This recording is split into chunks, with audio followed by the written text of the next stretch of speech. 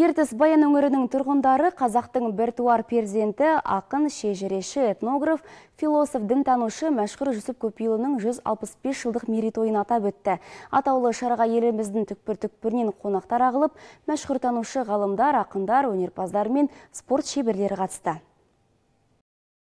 Қазақтың әулиесі әлемдік тұлға Мәшһүр Жүсіп Көпейұлының мерейтойы бар сән салтанатымен аталып өтті. Дүбірлі думанға жан-жақтан жиналған қауымның қарасы 20 мыңнан асып жығылды. Ең әуелі керек нәрсе иман деген деп ислам дінінің құндылықтарын алтын өзек еткен ойшылдың тойы кесенеге зиярат етуден басталды. Қасиет иесінің аруағына облыстың бас имамы Жолдас Қоспақұлы арнайы Құран бағыштады.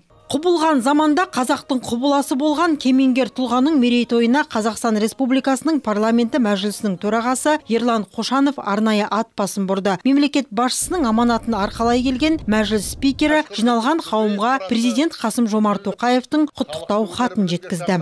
Мәшһүр Жүсіп Көпейұлы халқымыздың ауыз әдебиетін, шежірелі тарихын және салт дәстүрін жан-жақты зерделеп, ұлт руханиятын дамытуға өлшеусіз үлес қосты.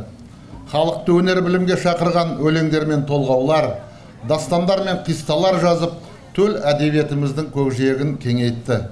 Терең таным мен телегей білімнің арқасында елге танымал болып, мәшһүр атанған абызды ұлықтап, еңбектерін жұрттың жадында жаңғырту баршамыздың ортақ парызымыз. Алашқа аты мәлім абыздың туғанына 2 ғасырға жуықтаса да рухының сәулесі, асыл мұралары күн өткен сайын жаңғырып жаңаруда. 2006 жылы кесенесі салынды. Сондай-ақ қонақ үйі мен мұражайы бой көтерді. Атаның аруағына бас ие келген меймандарды облыс әкімі Асайын Байханов құттықтады. Қадірлі жерлестер, баршаңызды ұлы ойшыл, ғұлама, атақты ақын Мәшһүр Жүсіп Көпейұлының 165 жылдық мерейтойымен шын жүректен құттықтаймын. Бүгінде Мәшһүр атамыздың құрметіне салынған Павлодар қаласының бас мешіті мұсылман халқының киелі шаңырағына айналды. Ал Байнауыл төрінде орналасқан кесененің бабамыздың рухына тәу етіп, дұға жасауға баратын қашанда халқы қалың. Құрметті қауым, ұлы бабамыздың өшпес мұрасын тану мен насихаттау жолында рухани қазынамыз Мәшһүр Жүсіп Көпейұлының мұрасымен молая берсін.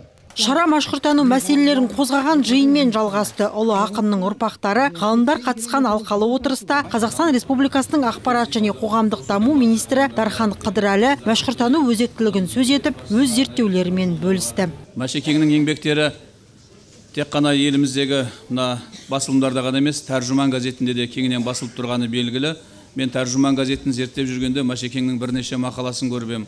Сонда Исмаил Гаспаралының өзі бүкіл мұсылман халықтарына жолбасшы болған Исмаил Гаспаралы Мәшекең үлкен баға береді.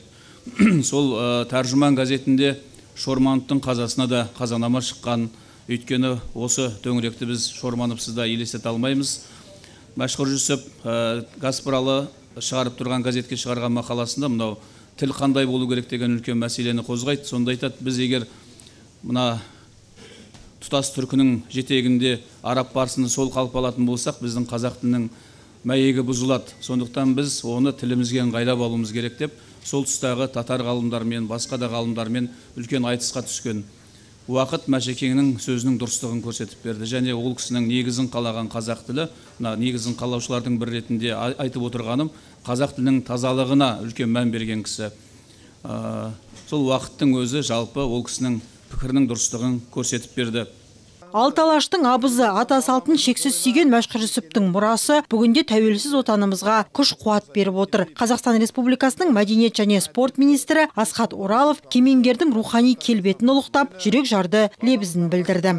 Құрметті жиналған зиялы қауым, қадірменді қонақтар, баршаңызды озық ойшыл, фольклор танушы, ақын, этнограф, қазақ мәдениеті мен әдебиетінің ірі өкілі Мәшһүр Жүсіп Көпейұлының 165 жылдық мерейтойында көргеніме қуаныштымын. Енді 165 жылдықта 100 киіз үй тігілсе, үкімет мүшелері келсе, спикер келсе, 2 күн бұрын президент келсе, нағыз мерейтойда 175 жылдықта не болады деген ойлай беріңіздер енді, Алла жазса. Қолымыздан келгенше сол кезде жұмыс жасасақ, үлкен ел көлемінде, Қазақстанның деңгейде, халықаралық деңгейде көтеруіміз керек деген ойымыз бар. Келелі жиында Мәшһүр Жүсіп Көпейұлының мұраларын насихаттау, есімін ұлықтау жолындағы ұсыныстар жасалды. Руханият жанашыры Алтынбек Нұхұлы мәшһүртанудың бірнеше мәселелерін көтеріп, нақты қадамдарды жауапты министрліктерге аманаттады. Асхат Раздығұлы, сізге мұндай мүмкіншілікті пайдаланып айтқым келетіні, енді сирек қолжазбалар қорында Мәшһүр Жүсіп бабамыздың осы топырақтан кезінде 1944 жылы сонау сирек қолжазбаларға Дихан Әбілов апарып тапсырған, әлі де 10 томдық жарық көрмеген дүниелері бар. Міне осы 10 томдықты шығару жолын сіздерге Мәшһүр бабаның басында аманат еткім келеді. Орындаңыздар. Бұл ізгілікті із болар еді деп санаймын. Алтынбек Нұхұлы сондай-ақ Мәшһүр Жүсіп пен Бұхар жырау Мұса Шорманұлы тәрізді тұлғалардың кесенелерінің арасына жол салып, туристік маршрут жасау ісін тапсырды. Әулиенің немересі ғалым Қуандық Жүсіп балаларымен бірге Мәшһүр Жүсіптің 20 томдық шығармаларын аударып шығарғаны белгілі. Бүгінде диссертациялар қорғалуда. Нартай Қуандықұлы алдағы уақытта медицина, астрономия салалары бойынша еңбектері зерттелсе деген ұсынысын білдіріп, Мәшһүрдің қолжазбаларын аудару үшін ескіше оқу мамандарын дайындау тәрізді бұйымтайын білдірді.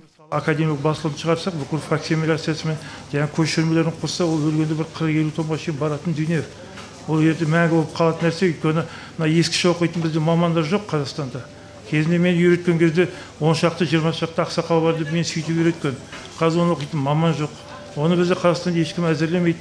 Ертең руникалық жазу болып қала ма деген ой ғой біздікі. Жүздесу соңында Мәшһүр Жүсіп Көпейұлының 10 томдық кітабының салтанатты тұсауы кесері өтті. Бар ғұмырын халық ауыз әдебиетін жинауға арнаған ғұламаның әлі де көптеген еңбектері жарық көретіні айтылды. Гүлсара Мәлікова, Байтұрсын Жұмабай, Алексей Михетов, Дәулет Қошқарбаев, Ертіс ақпарат, Баянауыл ауданынан.